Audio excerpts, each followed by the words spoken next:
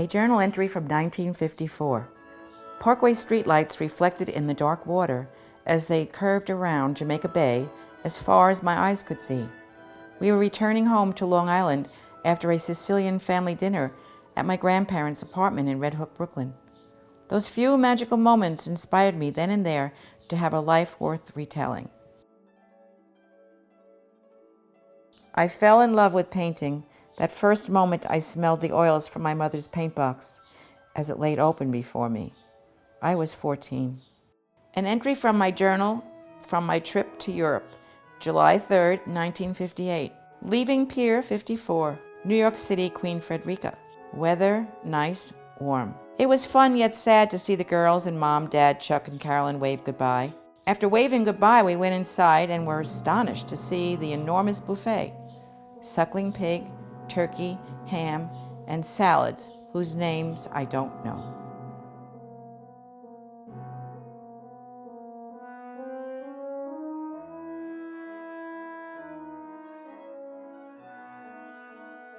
This is an oil of my Fiesole studio, painted in the spring of 1961 after a very cold and depressing winter in a pensione in Florence, Italy.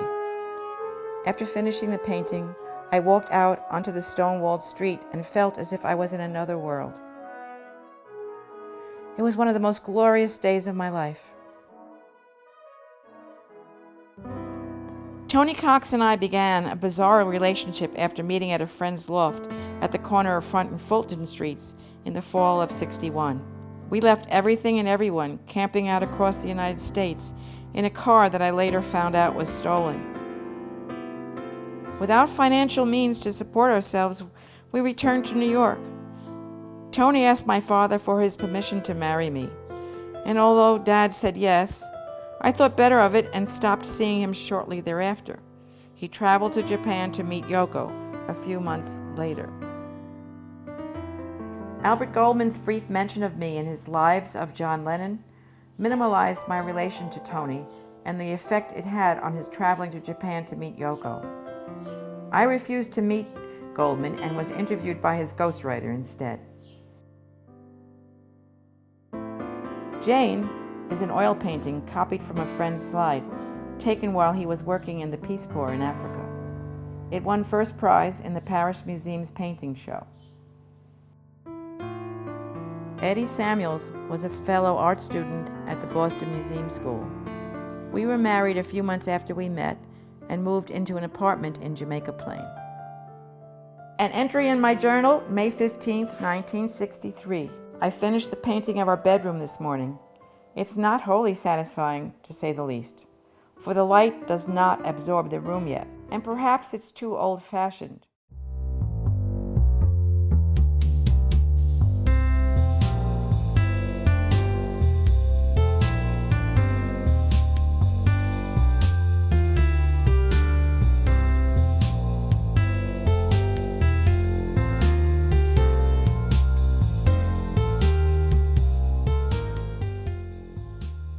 From Art and Process 2 Catalog, 1967. Here are some of the other artists in this exhibit: Ray Johnson, Roy Lichtenstein, Klaus Oldenburg, Alfonso Osorio, Robert Rauschenberg, Larry Rivers, all male.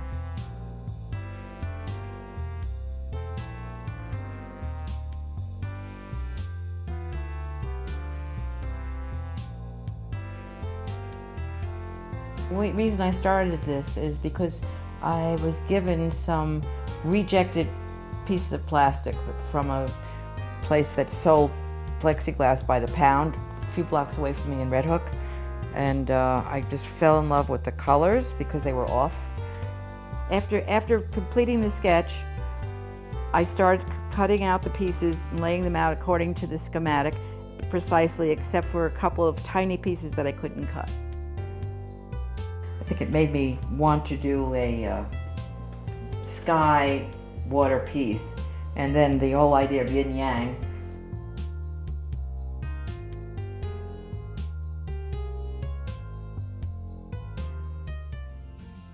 Danya's second Christmas at my parents' home. I was living without both of my children in an unfinished loft on Christie Street. just off the Bowery. I left it abruptly, realizing the living situation was totally unsuitable to bring my children into. I was homeless.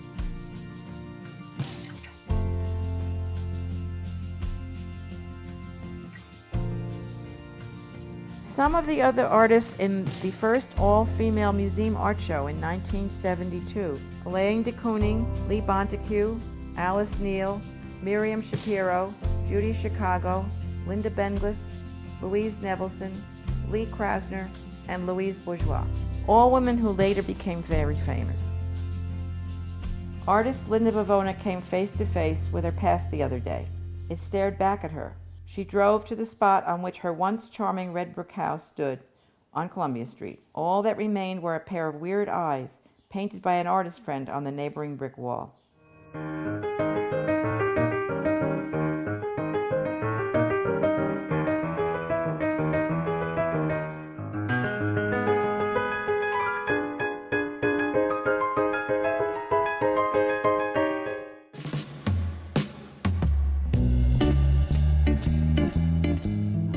Entry from March 27, 1985, journal. Last day typesetting.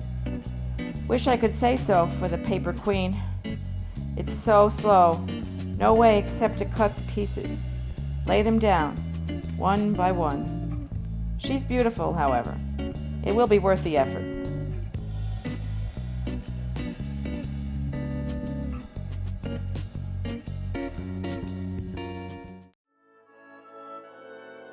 On the 19th of May, 1993, at 4:19 in the afternoon, I fell asleep at the wheel of my Subaru XT6. I hit a truck head-on, going around a curve on a 2-lane country road, with no side lanes or space for the other driver to avoid me. I had many serious injuries, the most life-threatening of which was a ruptured aorta, and more life-changing, a C5-6 spinal cord injury. I was a quadriplegic ultimately. The surgeons saved me. Friends and family prayed.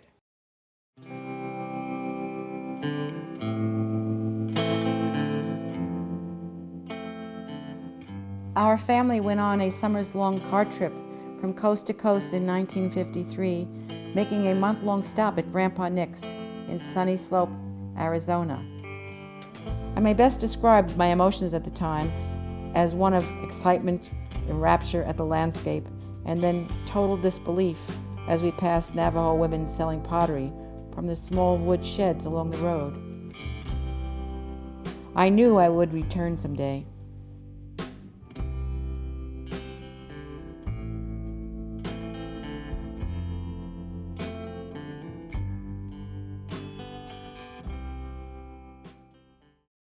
So Linda, you've had a pretty interesting life and art career, it seems.